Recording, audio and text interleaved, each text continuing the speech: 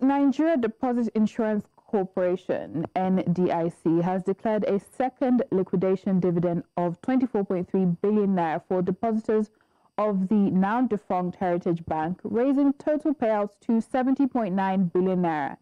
In a statement on the 9th of January, the NDIC said the payment applies to depositors with balance above the 5 million naira insured limit and will be paid at 5.2 kobo per naira on uninsured funds. The funds were generated from asset sales, debt recovery, and investment realisation. Eligible depositors will be credited automatically via their BVNs, while others are advised to file claims. Further dividends will depend on ongoing recoveries, and we do have economic analyst Stanley Onora joining us now to break this down. Thank you for joining us this morning. Good morning. It's nice to be here with you, John. A pleasure. What does the declaration of a second liquidation dividend signal about the asset recovery process at the now defunct Heritage Bank? So the second dividend that was declared by NDIC, what it does for a lot of depositors, it tells them that okay, this is not a full and final, just like a lot of people receive their monies, especially for the insured, for the guaranteed insured sum. All the people that had received their monies, that had been able to get their claims. A lot of people said, okay, this is it. After that, there's nothing that is happening after this. And then they come out to say there's a further dividend declaration based on the recoveries that they've done. So it gives a lot of confidence to investors that the organization is working and that they keep getting their funds as recoveries come in. And how significant would you say the 24.3 billion payout is when it comes to restoring confidence amongst depositors who were affected by bank failure? So it's a 50-50 thing, in the sense that for the people that had lost hope totally, they are now assured that okay, we're receiving these monies. We had thought that things were not going to go as planned, and we're getting some money back. We promise of further payments being made as recoveries are coming in. On the other hand, is that that the insurance, that my monies that are above the guaranteed insurance limit are left to whenever the recoveries are made and investment claims come in and assets are reclaimed. So that gives you like, okay, how much am I keeping in the banks, and is my 200, 500, 1 billion naira safe, or what do I do in those cases? So it's a 50-50 thing, knowing that you keep still receiving money as liquidations go on, and then that you're exposed to like a certain extent too. And why are depositors above the 5 million naira insured limit, why are they receiving just 5.2 kobo per naira on their uninsured balances? If you had read that, the NDIC Act, states that they should work according to certain limits. They are regulated by a guideline, by law. So they follow a strict law that guides them. And for the people that are receiving that sum, based on the recovered amount, it is prorated across all. So there is no maybe a John or a Stanley will be preference to the amount given to them. So if the NDIC receives 100 billion or they receive 2 million naira, let's even use 2 million naira, they just receive 2 million naira from recoveries, and they receive maybe 100 million naira from the sale of an asset. What they are supposed to do is to break that down and then spread it across the depositor. So there's no preference to anyone. First of all, the only preference that is given is to the insured, guaranteed insured limit. Make sure that those people are first taken care of to the full extent. And then for the uninsured, now this then comes on to, okay, we're breaking this down. Even for the people that are receiving this money, they should understand that there is a total spread for everyone. There is no preferential treatment. If there is more money, they break it down according to how much everyone can get from this particular money, so that it goes round. And they keep doing that as they receive money. Okay, sounds fair enough. And the cumulative 14.4 kobo per naira payout, how does it compare with the recoveries in previous bank liquidations here in Nigeria? If my knowledge is actually correct, I would know that there have been liquidations between from about 4 kobo to as high as even 80. So it's not a one size fits all. This isn't the worst and this isn't the best, but it shows that the commission keeps working as hard as they can, because there are a lot of things that come into asset recovery. When as a banker, when you go out to do recoveries, you realize that there are limitations to the amount that you can recover, per time, based on legal challenges, based on customers, and a whole lot of that, and even the environment that we find ourselves being Nigeria. So it takes a while that this happens. So it's not the worst, it's not the best, and there's still a lot more that they can do, and I'm sure that they should do as time goes by. Okay, we'll see how this development goes. And are there particular factors? I know you let us into it a moment ago, but are there particular factors that determine how frequently liquidation dividends are declared by NDIC? Yeah, absolutely. So it's like I mentioned, like we mentioned, we spoke about recoveries. So as the recoveries are coming in, that's how fast that they can. NDIC 2 is permitted by the premium that they receive from banks. They make investments. So, I don't know if some of their investments have matured and giving them some more money.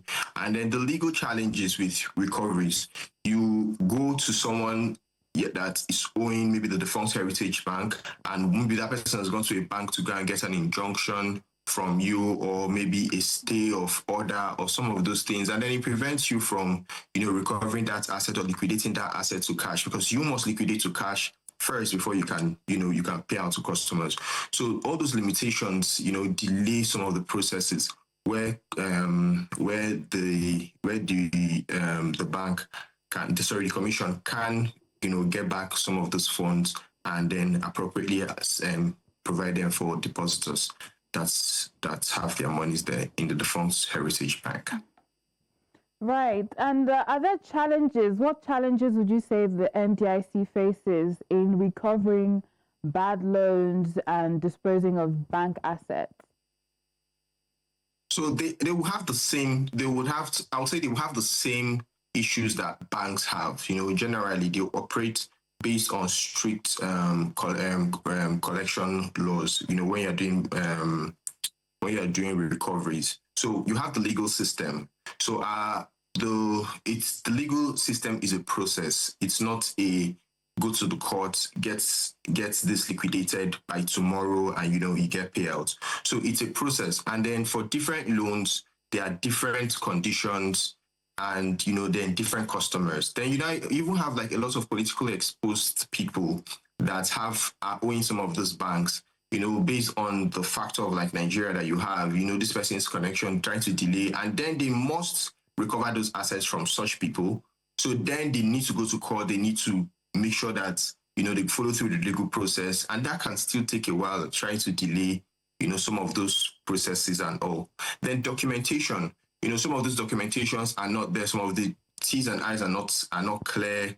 Then in terms of BVN, when some of the mapping of the BVN for some customers and some of those banks, to be fair to the commission, some of the banks, some of their processes, on the front side might be very clear in terms of providing, you've provided your BVN details and some of your documentation details, and then the NDIC can come up later and try to look into those details back end, and they don't have it, and they only can work with data that is provided to them back end. Because I was privileged to one of the liquidation details from the past, and I realized that some of these things, when you look at them from an outsider view, you tend to tell the NDIC that, oh, you people are not even doing your work. But when you go deep down and have the information that I got one time, I realized that, oh, this is neither here nor there, because I was on the side of I was on the side of a lot of the customers that were complaining at that time that they had some of their funds being held, and I made further inquiries to them. And I found out that some of these details are not there by some of these banks. And you only can work with data. You wouldn't want to credit, there are certain things like, when you go up north, you see like a Mohammed Musa or a Sanusi S. Sanusi, and there are like 1,000 of them that are Mohammed Ishaku. And then you cannot credit without adequate information, without proper verification. You can go and credit someone else's detail, someone else's funds to another person. You can't do that. So all those documentations, being able to pinpoint who exactly the monies are for, making sure that the data is accurate, and then, the legal side when they have to face. So all those things come up to some of the, challenges that the commission, I'm sure, faces. And I imagine that BVN simplifies a lot of things. We know that depositors will be credited automatically. How effective is this BVN-based automatic payout system when it comes to speeding up the compensation? I feel BVN has been a game changer. It's been a game changer, not just in terms of what it can do for the NDIC, but totally in the whole banking sector. So it's like some of the points that I raised previously, where you have different people with different names and all. So at that point, one of the most differentiating factors is BVN. So if you do not have if with BVN right now, I think they have like an over 70 to 80%, accuracy when it comes to once the BVN data have been provided and what BVN has provided for them, it gives you an optimum efficiency rate of over 70 to 80%. But BVN has been a game changer. At least it links you directly to the depositor, that you can confirm both the name, and then if there's a disparity, you can fix that. Then, that comes up to another point under the BVN where people have different names from their accounts linked to BVN. Some of those, a little bit of discrepancies, but they can be corrected, and they are advised to be corrected. But with BVN, it has been such a great game changer and has been very effective in helping, both the commission and the banking sector as a whole in most of their processes. That's great news, and it's I think it's remarkable to watch the development and the reform and the growth of the sector over the years. Lessons from what's happening from Heritage Bank's collapse. What lessons should depositors, as well as businesses, what lessons can they learn about risk management? In terms of depositors and businesses, it's neither here. When I think about it, in all honesty, it's not a sour story on the part of, as a big business owner, that I have my money in an institution that I am confident in, because that is what it is, that I trust, and then they fail, and then I have to battle some processes to get my money. There's an insured limit for a lot of banks, and the CBN has come out consistently to tell depositors that you are safe and that you have nothing to worry about. But in the case of Heritage, there's a lot of things that will have come up that I feel like should have been prevented from time, but that's a story. That's the whole case for another time.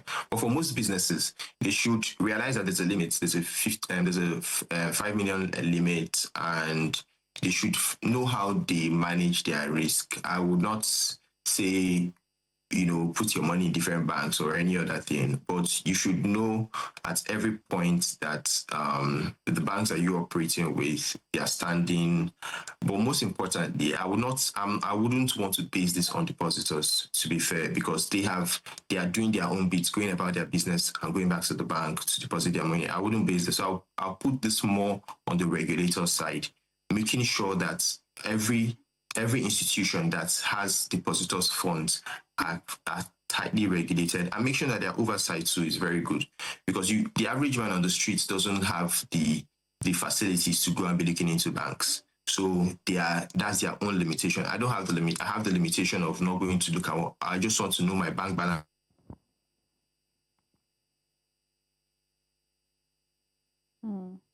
the institutions that oversee all the banks to make sure that depositors are covered at all points. So I'll shift it more from the businesses to the regulator side to make sure that they are protecting us at every time. And coming down to the regulators, what does this whole Heritage Bank resolution, what does it say about regulatory oversight within the banking sector here in Nigeria? Just like I mentioned, I would say the regulators are supposed to be uptight. Whatever happened during the Heritage Bank process, the current CBN governor had just come in. I don't know what was obtainable in the past administration. So I don't work there, so I don't know. So I'm just going to speak based on analysis. So the current governor had come in and a whole team had come in. Whatever had prompted that is solely based on them.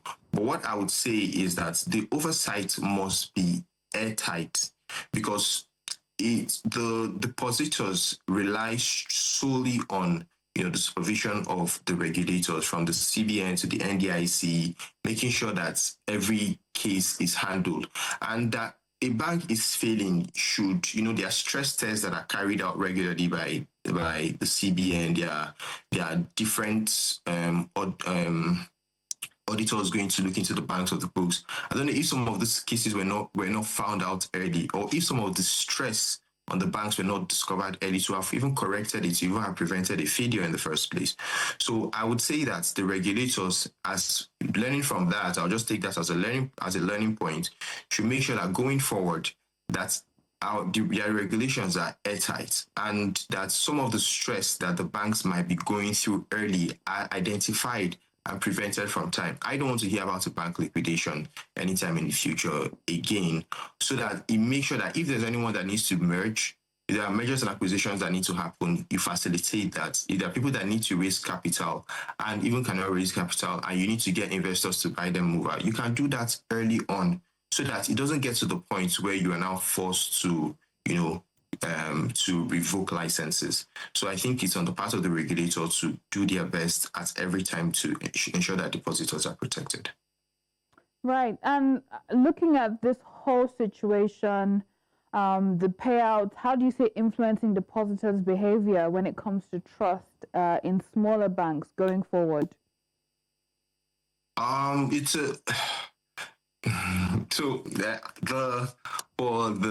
the bigger banks, it's an advantage for them in the sense that when there are cases like this of uncertainty, everyone flees to safety, or everyone tries to feel like they are moving to safety. I remember back in the day when there was a tier one bank that it was said, there was a common saying amongst the populace that if anything is happening, just take all your money and go to this bank. And that was the old mantra. But with what we've seen in recent times, with a lot of banks pulling their weight in terms of what they are doing, even very smaller banks that you are not even looking at coming on board to pull their weight due to technology, efficiency, and the way that they are operating, and then the future looking very bright to them. You would not come and categorize maybe like a bank that's a tier one, the tier two bank now, and now look down on them because the future is still very bright for some of them. But in terms of what is happening, well, what depositors do is that in most cases, especially for unenlightened people, I would say the bottom 20%, they'll always just want to flee to where they don't want to just hear anything. They want to flee to where they feel is the safest for them. And that's safety in quotes, is relative. But for most depositors, their trust in the banking system is still very high, which is supposed to be as assured by the central bank. But mitigating their risk, you see them still going, okay, maybe I'll not put my money in this bank. Maybe I'll not put my money in this bank. Maybe I'll not put my money in this bank. That is why I still do not want to come to the depositors. It should not exist. I should not be I should not be scared of any bank. And it is not even good for the business of the banks, because these are profitable institutions that are, employing people, that are doing their best day in, day out. And the fact that I'm at this point today does not mean that I'm going to not get to, where the bigger banks in quotes are tomorrow. So if then you are not having cases of people just judging you by simply because maybe I'm a lower tier bank, just simply because of that, no other reason, it now brings the case to, if the regulators are doing what they're supposed to do and making sure and giving the confidence to depositors, then you don't have those cases. So that a bank today is tier 2, tomorrow they are tier 1. A bank today is tier 1, national, they're international tomorrow, and they're covering most of, the world in a few years. So I don't want to look at it on the side of the depositors. Again, I look at it on the side of the regulators, ensuring that people do not have that attitude of categorizing banks based on tiers and, giving a preferential bias to some banks. It shouldn't be fair to their business, especially when it's no fault of theirs. I mean, some very important take-homes from this whole situation. And thank you so much for sharing all those insights. Stanley Honora, economic analyst.